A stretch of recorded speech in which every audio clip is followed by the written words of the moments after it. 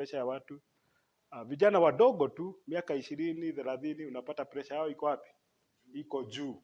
Kwa hivyo huu ni ugonjwa ulioenea sana, umekita mizizi. Shida ya ugonjwa wa pressure ama hypertension ni ya kwamba it's a silent killer. Ni ugonjwa ambao unaweza kaa nao bila kujua ya kwamba una nini, uko nao. Kwa hivyo ni vizuri mara kwa mara unapofikisha miaka hata kuanzia 25, baada ya mwezi fanya pressure yako, angalia.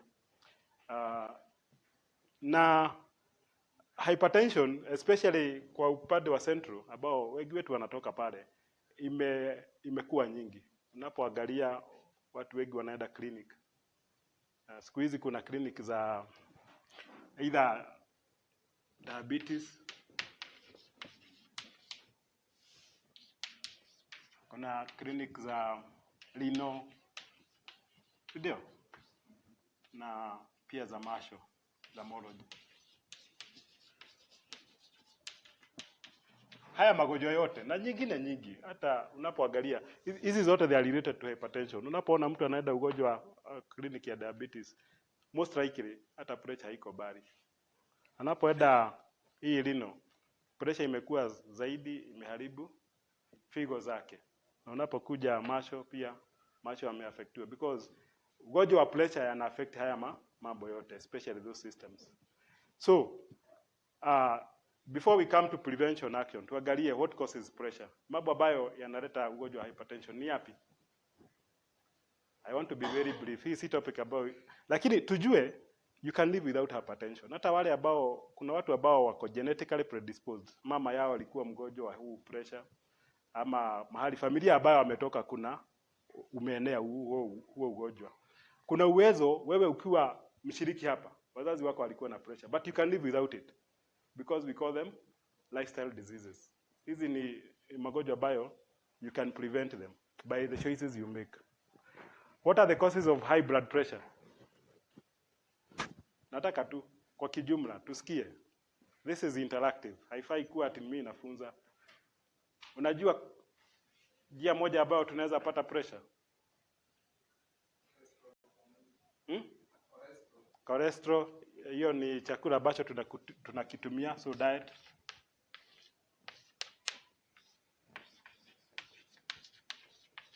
What else?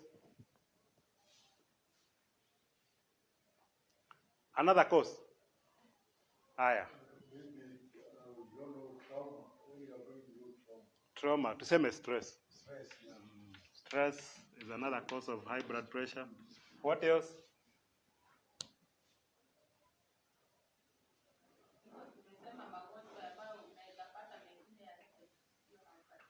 Inaitwa comorbidities.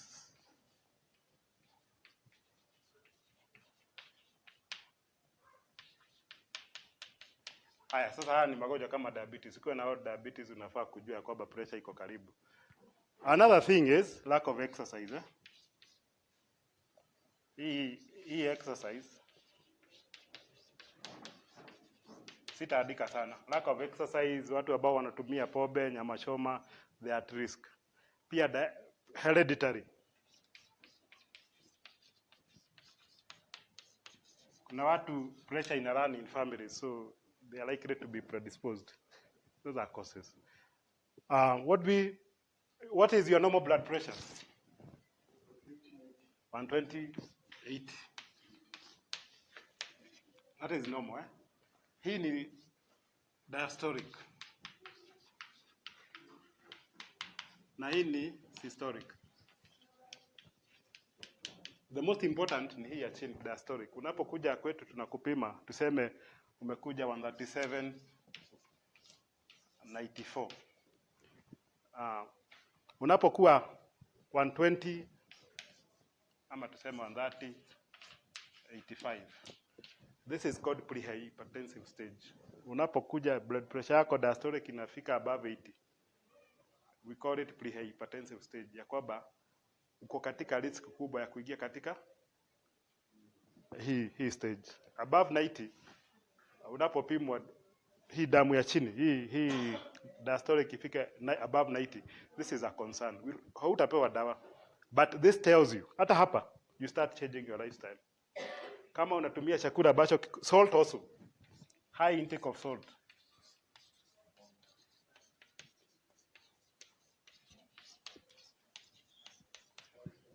High intake of salt. Tuseme hii chumvi ya kawaida ambayo tumekuwa tukitumia. Saa hizi tuna alternatives that Himalaya salt is good. Lakini above 85 unaangalia number 1 mafuta ambayo unatumia. What do we call it? Oil. Yani unapikia chakula chako nayo. Unaangalia, this is the dietary changes. Unaangalia kama unatumia mafuta ambayo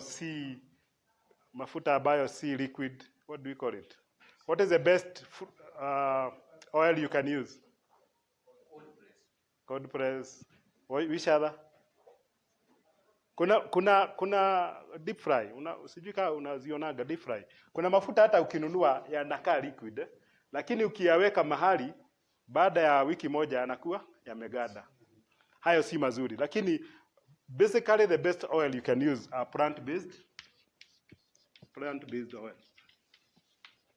Na si hizi ambazo tunauziwa supermarket. Maybe ili zinunuliwe sana wanasemaga they are vegetable. Their sources are vegetable, but inaweza kuwa ni mafuta mengine ambayo they are not plant-based.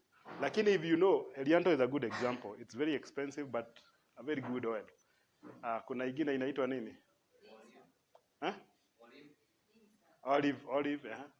Na hiyo Dipsan, they are very clear. So you start using that. The second thing you do, unapoangalia unapunguza salt. You reduce salt. Alafu jambo lingine ambalo utalifanya ni exercise. Sijui wangapi ambao kila siku wanatega dakika 30 za exercise. Yeah, good. This should be our lifestyle. Unapoangalia haya mambo. The reason I'm telling you this ni ya kwamba haya mambo yanaambatana na New Start. Even what the world prescribed. Yale dunia ambayo inasema, dunia unapokuja hospitali yale tutakwambia ni haya tu. Punguza chumvi, anza exercise, reduce, kama unatumia chips, reduce those fast foods. Punguza. Maana, what are you trying to do? Mishipa yako inayotoka kwa damu, mishipa yako inayotoka kwa roho. Unapoangalia mwili wa mwanadamu, sijui kama ushaiangalia the rivers, mito ambayo iko katika dunia. Tributaries and the way they lead to the ocean. That is what happens. Mwili wetu unafananishwa na nini? The network of rivers, water. There is a source na kuna mahali ambayo yanaenda. Damu yetu yote, mwili wa mwanadamu 80% is water. Damu nini? Na ndio unaona kuna umuhimu wa kutumia maji kila siku because you are replacing a lot of fluids that are lost.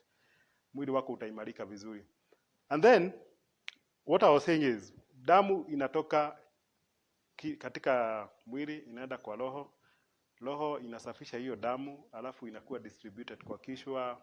The vital organs, the brain is one, the liver, the kidneys, those are the 3 major organs ambazo damu lazima ipitie.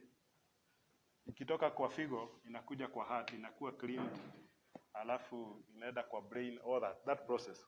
So there is that network of rivers in your body. For us to be able to control hypertension, unapotumia chakula ambacho kina mafuta mengi, kama mshipa ulikuwa unatoshana diameter hivyo, kuna layer za mafuta ambazo zinakuja zinaziba. So unaona? Sasa damu lazima ipitie hapa ikuje kwa vital organs ama kwa mwili wote. Kwa hivyo roho inafosiwa kupiga kwa haraka. That's how your pressure comes. That is the whole story about your pressure. Kuna mambo mengine ambayo pia yanaleta hypertension ama kwa muda fulani utapata kwamba umekuwa ukitembea usiku umesturiwa. Kuna hormones inaitwa adrenaline. Hii hormone inapoliliziwa kwa mwili inafanya damu ikibie haraka so that you can get energy. It's called fight or flight hormone. So those are conditions. Na stress produces adrenaline. That is one. Ukiwa na stress inazidi kutoa nini? So mwili wako utakuwa unakaa umesisimuka kila wakati, ni kama kuna piganwa. So through that you can get high blood pressure. Nimesema kwamba lack of exercise. Kwa hivyo unapokuwa unakaa kila siku, tega dakika 30, tumia mafuta ya chakula kizuri, tumia a lot of vegetables.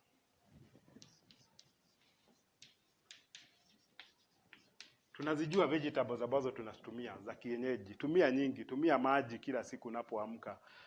Kuwa na muda wa kupumzika. Rest also, unapomaliza kazi yako, usiwe kila siku ni kazi haupumziki. Unapopumzika pia mwili wako unakuwa nini? Una relax.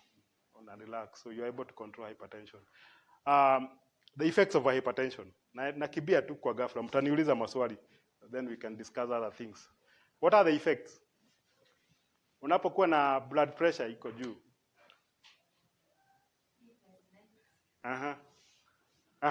Kwanza before tufike hapo, kuna signs. How do you know you have high blood pressure? Headache. Headache is one. Headache gani? Headache gani? Ya hapa. Frontal lobe. Watu wengi ambao wanaumwa na headache ya hapa, ni vizuri wapime pressure. Jambo lingine ambalo litafanya ujue uko na hypertension, unapoanza kuona marudurudu. Inaitwaje? Blood vision.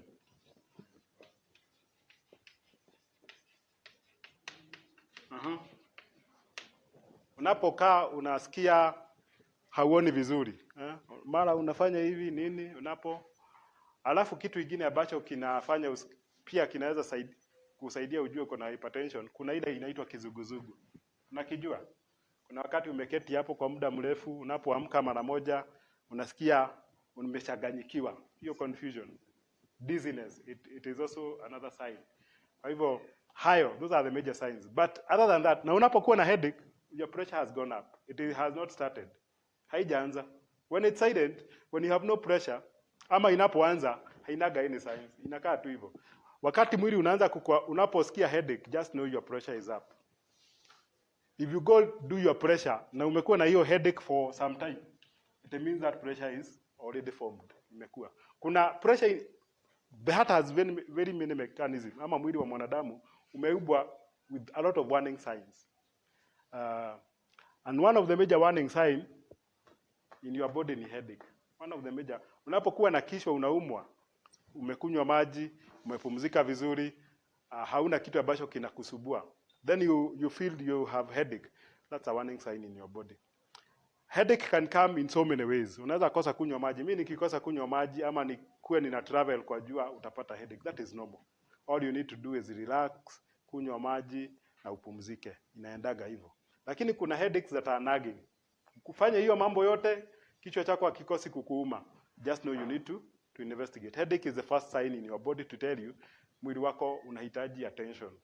There are so many other attention seeking. Pain is another one. Unapokuwa na maumivu. So, tumetoka kwa signs, causes, symptoms, hizo tumeangalia. Tunataka kujua which organs are affected by high blood pressure. Kidneys are. We talked about tumeongea juu ya figo. Nini ingine? Macho. Watu wengi ambao wako na shida ya macho, macho yanasupplywa na the smallest veins, zinaitwa capillaries. Hata kidneys, they happen to have capillaries, and there is a lot of blood that flows in your kidneys. Almost 3/4 of the body, damu inaenda wapi? Kwa figo. Kwa hivyo ikienda kwa figo inakuwa na high pressure. Kwa hivyo if you add ile pressure inatoka kwa roho ikue juu, then the kidneys are easily damaged. Ama unapata figo zinaharibika. Na figo kuharibika, unapoenda dialysis mahali kama Kenyatta, the cheapest you can pay for dialysis is around 11,000. Yes. Per session, 11,000. So you see how this disease is costly. And you go twice a week. Mara mbili kwa wiki moja. Hizo ni 22,000. 1 week. Na unajua, unless they do you kidney transplant, unapoanza hiyo dialysis, kuna zile unakujaga, they are called acute phase. Ama imeanza tu, unaenda unafanywa dialysis inaisha. But this is a hypertension, because they have been happening without your knowledge, unapata kwamba they are chronic. itakuwa lazima usafishwe damu until you get someone to donate a kidney for you. But anyway, kuna zile ambazo kidney moja inaharibika, you can work with the other kidney. Hizo ni normal. So the best thing for us to prevent this disease, ni lazima tuangalie, we have to keep checking whether our pressure is building. How do you do it? Just do a blood pressure every 1 month. Enda ufanye blood pressure, angalia. Unapoumwa na kichwa, tunza mwili wako. Tumia chakula kizuri ambacho hakina chumvi nyingi, chumvi ya kawaida ondoa.